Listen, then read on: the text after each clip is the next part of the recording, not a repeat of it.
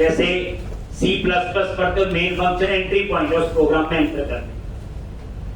एक यहां पे आपको global.asx बताया था, एप्लीकेशन स्टार, हर चीज में एक एंट्री पॉइंट होता है।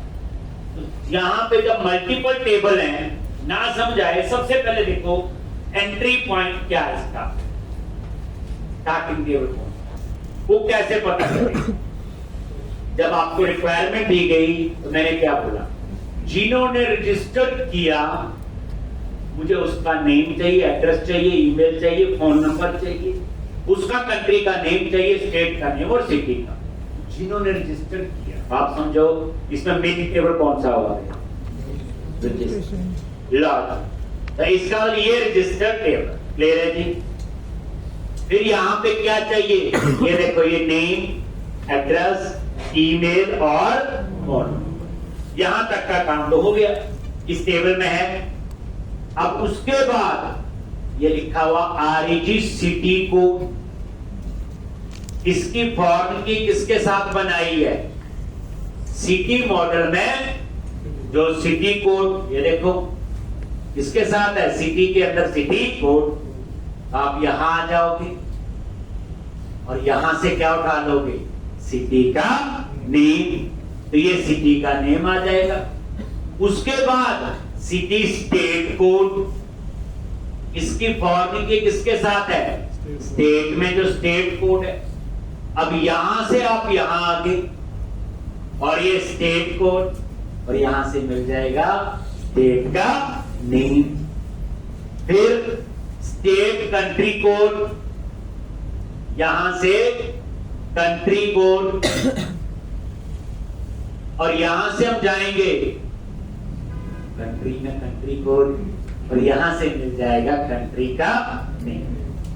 ये चीज क्यों वेरीफाई करनी, कई बार पता चले बंदे का डाटाबेस ही ठीक नहीं बना हुआ और हमसे रिजल्ट मांगी यार, रिजल्ट क्लाइंट ने मांगा और सामने बंदे ने डाटाबेस ही ठीक डिजाइन नहीं किया हुआ। अब यहां पे अब आपको एंट्री टेबल पता चल गया, रजिस्टर, रजिस्टर से सिटी, सिटी से स्टेट, स्टेट से कंट्री। अगर आप बोलो एंट्री टेबल ये है, तो इसके बाद आपको कुछ नहीं पता आगे कुआं खाई क्या है, तो कहां जाना कुछ नहीं पता इसके बाद। लेकिन यहां तो पता चल गया, REG में सिटी कोड, यहां से सिटी टेबल पहुंच गए, यहां पे सिटी स्टेट कोड, यहां से स्टेट टेबल में पहुंच गए, और यहां पे कंट्री कोड, और ये कंट्री। आप हवा में उड़ के नहीं जा सकते। अगर डाटाबेस नॉर्मलाइज होगा, चाहे 4 टेबल है चाहे 400, आप सिंगल क्वेरी से डाटा फैच कर सकते। इससे वेरीफाई हो गया कि डाटाबेस तो ठीक डिजाइन।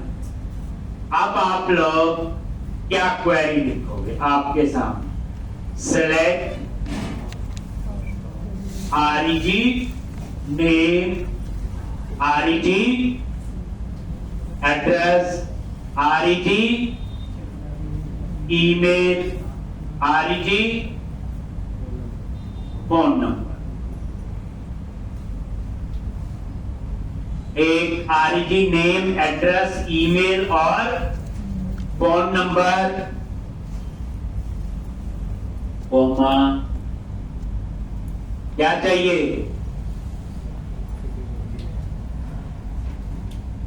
आ गया। उसके बाद कंट्री का नेम, तो यहां में कंट्री का नेम कहां से आएगा, कंट्री मॉडल से। फिर स्टेट का नेम कहां से आएगा, स्टेट मॉडल से। सिटी का नेम कहां से आएगा, सिटी मॉडल से। दिखानी है कैसे कैसे गए ऊपर, रजिस्टर के अंदर सिटी, सिटी से स्टेट, स्टेट से कंट्री। बस जब पहुंच गए तो जो बची जाकर खाऊंगा। फिर क्या लिखोगे, फ्रॉम, सबसे पहला मेन टेबल कौन सा है, DB REG। दूसरा टेबल कौन सा है, REG से सिटी, क्वेरी भी ऐसे लिखो, सिटी से स्टेट, स्टेट से कंट्री।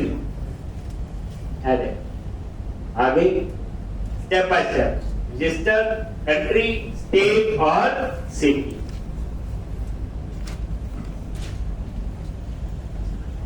आगे 4 टेबल से डाटा आ रहा है, फ्रॉम के बाद चारों टेबल लिख दिए। अब जब मल्टीपल टेबल से डाटा फैच करना होता तो हम ज्वाइंस पढ़े होते हैं। क्या पढ़े होते हैं? ज्वाइंस। सुने,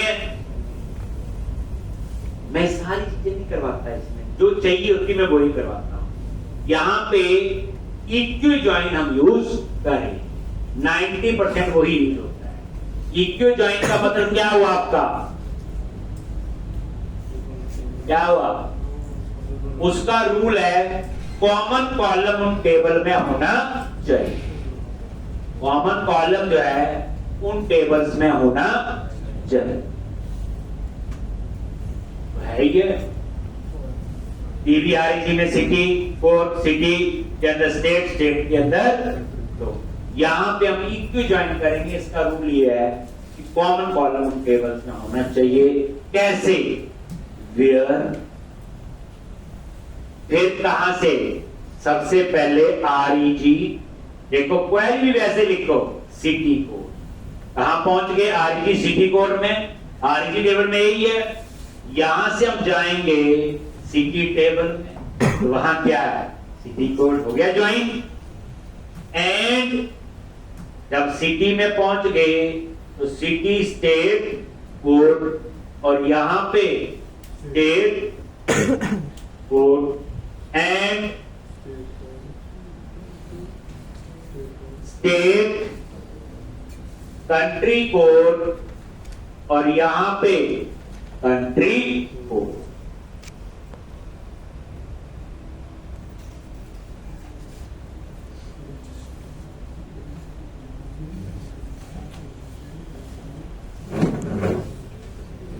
आप बताओ, आप में से किसने ये क्वेरी ऐसे लिखी?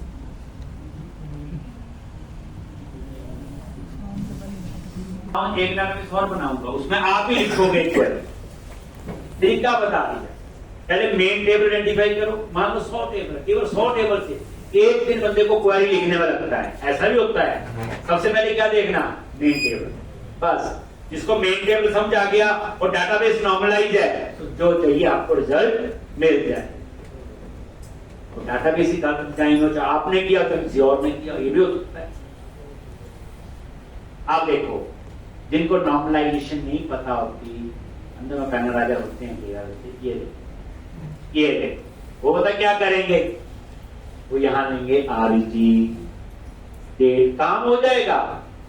इंट इसको फॉर्म की बना देंगे, इसके साथ स्टेट के साथ यहीं से बना देंगे। आरईजी कंट्री कोड इंट और कंट्री के साथ। अब देखो, अब इजी हो गया। जिन्होंने रजिस्टर किया उसका नेम, एड्रेस, ईमेल, फोन, सीधा सिटी टेबल, सीधा स्टेट टेबल और सीधा हो गया। ये काम हो जाएगा, आउटपुट आ जाएगी थोड़ा सा क्वेरी को, लेकिन ये डाटाबेस नॉर्मलाइज नहीं। अब बोलोगे कैसे बताऊं? देखो काम हो जाएगा। मान लो 2 लाख लोगों ने रजिस्टर किया है, तो टीबीआरईजी टेबल में कितने रिकॉर्ड होंगे? 2 लाख होंगे, नहीं होंगे? इसका मतलब है कि 2 लाख बार कंट्री कोड भी सेव होगा और स्टेट कोड। तो इसका मतलब क्या हुआ? इसको बिना किए भी मेरा काम हो जाएगा। मैं 2 लाख बार 2 कॉलम सेव करूं तो क्या हो गया? इसे कहते हैं डुप्लीकेसी। क्या हो गया ये? तो नॉर्मलाइजेशन में डुप्लीकेसी भी नहीं होनी चाहिए। डाटा भी सही होना चाहिए। डाटा सही होना है, वो बोर्ड की बना दी। अब डुप्लीकेसी के लिए ये चीजों का आपको ध्यान रखना पड़ेगा। ठीक है जी? अभी कुछ नहीं करना बल्कि इसको समझना है। अब हम एक सैंपल डाटाबेस और बनाएंगे, एक एम्प्लॉय का। उसमें आपको ज्यादा है पता चले। अभी आपने बनाने नहीं है, ये मैं ही बनवाऊंगा। अब यहां पे एक हम लोग कंपनी का डाटाबेस बनाएंगे।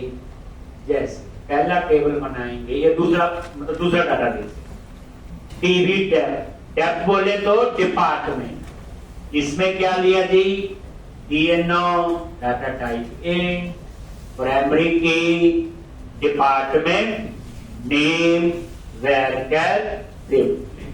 पहली बात, टैब जो है ये क्या आपका मास्टर टेबल।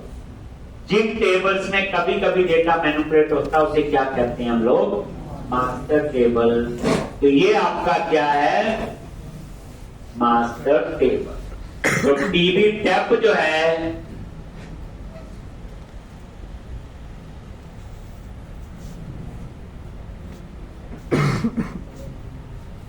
एक, तो इसमें DNO और टीवी, डिपार्टमेंट नंबर।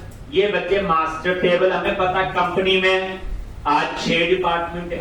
हाँ जी, .NET का, PHP का, जावा का, पाइथन का, ऐसे एक फ्रंट एंड बैक, ऐसे मान लो 5-7 डिपार्टमेंट है।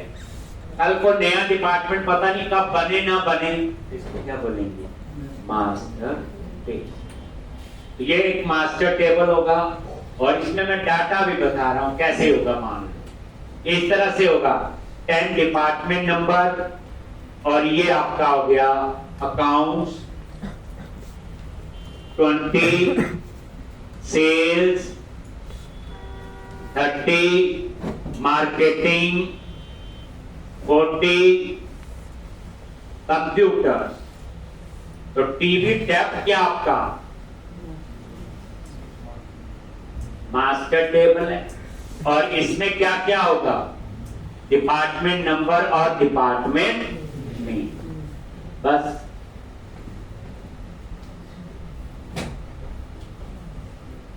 डिपार्टमेंट नंबर और डिपार्टमेंट। तो ये एक मास्टर टेबल हम बनाएंगे। अब हम एक और बनाएंगे, किसके लिए, डेजिग्नेशन के लिए। अब कंपनी में डेजिग्नेशन टीम लीड, प्रोजेक्ट में 10 होंगी, 5 होंगी, रोज थोड़ी नहीं बनती। ये भी क्या होगा बोलो, master table. TV DSG learning, DSG code, data type in, primary की, DSG नेम, वेरकर 50 लॉजिक। ये डेजिग्नेशन का टेबल होगा, ये भी मास्टर टेबल है। अब डिपार्टमेंट डेजिग्नेशन का आपस में कोई लिंक नहीं है, तो designation code 101, project manager 102, team lead 103, programmer.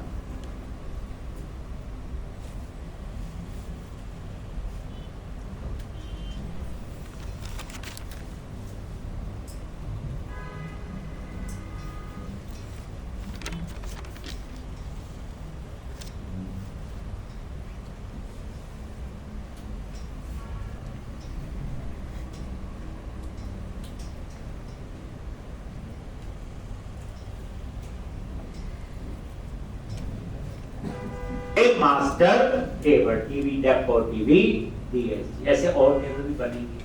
तो कल हम लोग बनाएंगे, इसमें पूरा फॉर्मेटिव वगैरह आएगा, इसकी भी एक क्वेरी लिखेंगे, और फिर हम लोग वापस MVC में एक नया प्रोजेक्ट बनाएंगे, और ये मल्टीपल टेबल के साथ कैसे काम करना है